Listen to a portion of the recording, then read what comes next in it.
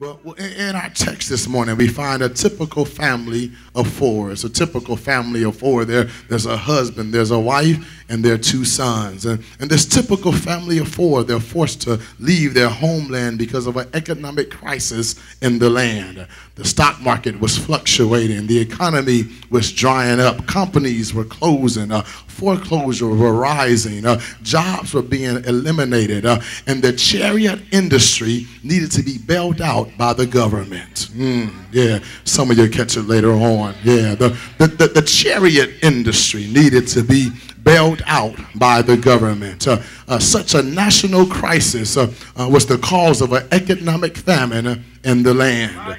Sounds familiar, doesn't it? Yeah. This family of four then decides that they have to relocate him. This family of four relocates, and at first everything is fine. Even with the death of Elimelech, who was the father, who named mean, God is my king. Everything was fine, even though he had passed away shortly after this relocation.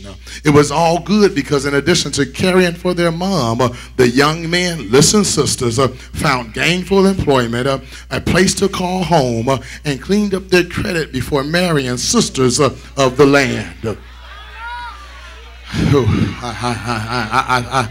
Sisters, are you listening? Sisters, are you listening?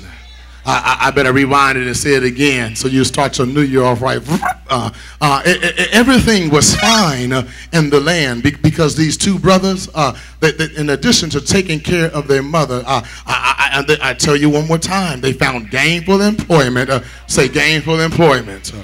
A place to call home. Say a place to call home. And they cleaned up their credit before getting married. Say clean up your credit. Yeah. And so they did all these things before marrying sisters of the land. Who brothers? Listen, brothers. Listen, brothers. Listen, brothers. The sisters they married married sisters who were confident in who they were. Where my brothers at? They married sisters who brought something to the table. Where my brothers at? Where my brothers at? I got to balance this thing out, y'all. I got to balance this thing out, yeah. And knew the meaning of help me, yeah. Those are the sisters they married, yeah. So sister said, you're going to take care of me, provide the security. And the brother said, I have no problem doing that. Just bringing something to the table, yeah.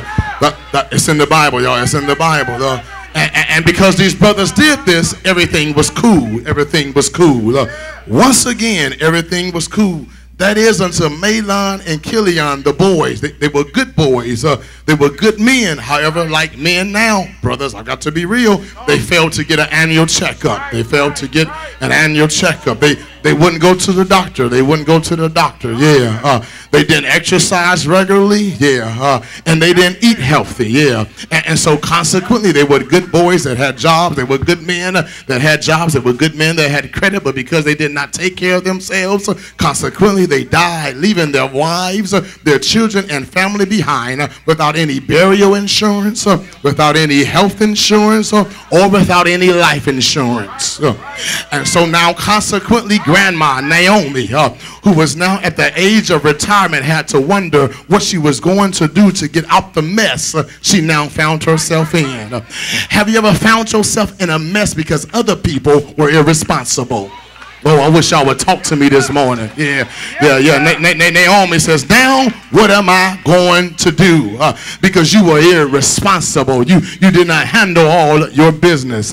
Can I pause right here and tell every brother that in this new year, we've got to take care of our business. Yeah. But can I pause and keep it real and say, sisters, in this new year, you've got to take care of your own business. I'm just trying to help y'all those first Sunday in this brand new year. So they died without any of those insurance in place. And so Naomi has to ask the question, now what am I going to do to get out of this mess? Have you ever found yourself in a mess because somebody else was irresponsible? Can I just pause here and keep it here a little second longer and tell you that when you find yourself in a mess, it's not really important how you got in the mess. What's important is what are you going to do to get out the mess? I've got to say that again. And when you find yourself in a mess, because don't fool yourself, all of us every now and then will find ourselves in a mess. But when you're in a mess, that's not the time to discuss how did I end up in this mess. You got to turn your attention to what am I going to do to get out of this mess. And I'm just wondering, is there anybody here this morning that says in 08 I landed in a mess, but in 09 I've got to come out of this mess. I've got to leave this trash behind. I've got to leave these problems behind. I've got to leave these headaches behind. That's the first thing you need to kiss goodbye. In this new year, you need to learn how to kiss and say goodbye to mess. Yeah. Look at somebody and say, neighbor, in this new year, you got to kiss mess goodbye. Tell somebody on this side, say, neighbor, in this new year, you've got to kiss mess goodbye. That means you got to say goodbye to messy situations. That means you got to say goodbye to messy and stressful situations. Anybody here this morning says in 09 I want to have less stress in my life? Well, you got to kiss some messy things goodbye. And if you're going to kiss some messy things goodbye, come on, say it with me. You got to kiss some messy people. Oh God, y'all ain't gonna be real with me this morning. Y'all act like y'all don't know no messy people here.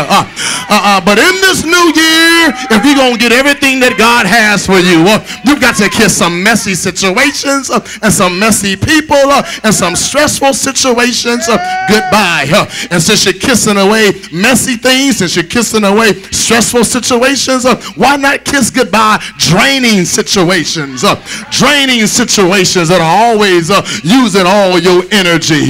Draining situations that always keep you mad. Draining situations that always have you walking around looking like you're depressed. Why not make up your mind on this first Sunday and this brand new year? I've got to kiss draining situations goodbye. And if I'm going to kiss draining situations goodbye, I've got to kiss draining people goodbye.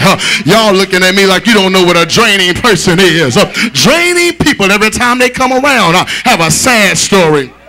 Kiss them goodbye. Draining people, every time they come around, nothing is going good in their life. I've got to kiss you goodbye. Draining people, every time they come around, always want you to support their cause, but they can't never support you. You got to kiss them goodbye. Draining people only come around on payday. You got to kiss them goodbye. Draining people only come around when you got money in your pockets. You got to kiss them goodbye. Draining people only come by and they always talking negative, thinking negative, acting negative.